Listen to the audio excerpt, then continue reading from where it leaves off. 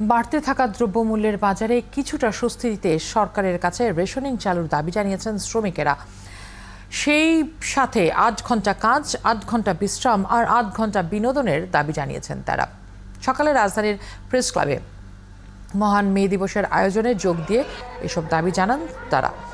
তাদের অভিযোগ, পোশাক খাতে মজুরি বাড়ানোর পর থেকে কাজের পরিমাণও বাড়িয়ে দিয়েছে মালিকপক্ষ। আর রেস্টুরেন্ট শ্রমিকদের দাবি আইন কার্যকর করে তাদের অধিকার নিশ্চিত করতে হবে। এদিকে দৈনিক ৯০০ টাকা জমার বিষয়টিও বিলম্বে কার্যকর করার কথা বললেন সিএনজি অটোরিকশার শ্রমিকরা।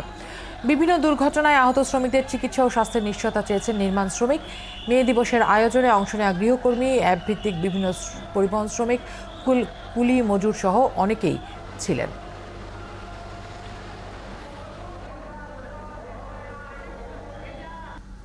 অন্যান্য দেশের সাথে তাল মিলিয়ে বাংলাদেশের শ্রমিকরাও আজকে রাজপথে দখল করেছে শ্রমজীবী মানুষের কষ্টের কথা, দুঃখের কথা বলার জন্য। আমরা মেয়েতে বলছি ৮ ঘন্টা কাজ, ৮ ঘন্টা বিশ্রাম, 8 ঘন্টা বিনোদন, এমন ট্রেড ইউনিয়নের দাবি আছে আমাদের, সেই দাবি বাস্তবায়ন চাই। ৮ ঘন্টা কাজ, 8 ঘন্টা বিশ্রাম, 8 ঘন্টা বিনোদন, নিয়োগপত্র, পরিচয়পত্র, আমাদের সার্ভিস বিভাগ, আমাদের কিন্তু আইন আছে, সেই আইনটা আমরা বাস্তবায়ন চাই। আমাদের যে চালকদের নামে ৫,০০০ গাড়ি বরাদ্দ আছে, এটা আমরা অবিলম্বে কার্যকর চাই।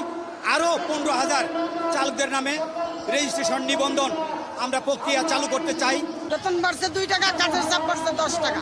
আজকের এই মহান মে দিবসে এই জায়গাটা থেকে মালিকদেরকে একটু সহনশীল হওয়ার জন্য শ্রমিকের প্রতি।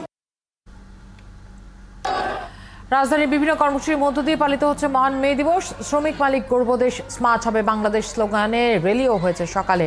কর্মসূচির আরও খবর জানাতে সহকর্মী রিয়া সেজান যুক্ত হচ্ছেন আমাদের সাথে।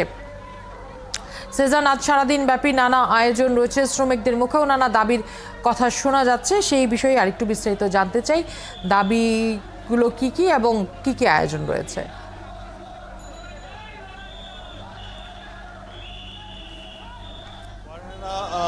যে ৮ ঘন্টার দাবিতে এই মে দিবসের জন্ম সূচনা হয়েছে, সেই দাবি কিন্তু আজও শ্রমিকদের কণ্ঠে উচ্চারিত হয়।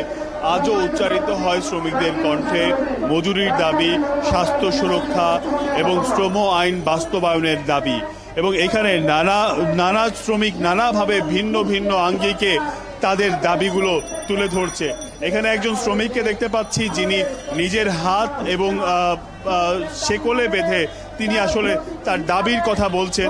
একটু আমরা জানতে চাই তিনি আসলে কি বলতে চান। আপনার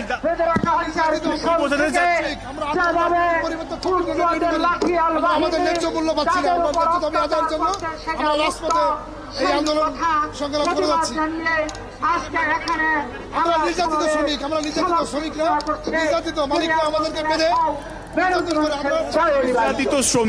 নির্যাতিত শ্রমিকদের একটি প্রতীকী আন্দোলন তিনি কিন্তু করছেন নিজের হাতে শেকল বেঁধে।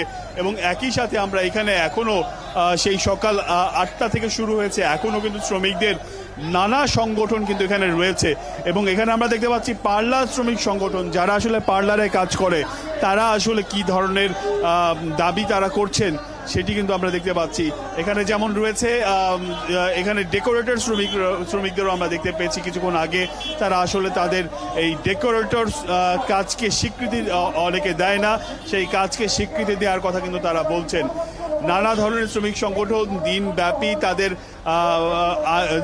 তাদের বিভিন্ন দাবি রয়েছে। তার মধ্যে উল্লেখযোগ্য দাবি কিন্তু আসলে শ্রম আইনের সঠিক বাস্তবায়ন, যেটি আসলে এখনো শ্রমিকদের দাবি অনুযায়ী এখনো বাস্তবায়ন করা সম্ভব হয়নি। এখানে বিভিন্ন অনেক ধন্যবাদ সেজান আমাদের সাথে যুক্ত হওয়ার জন্য। সহকর্মী রিয়া সেজান যোগ দিয়েছিলেন আমাদের সাথে।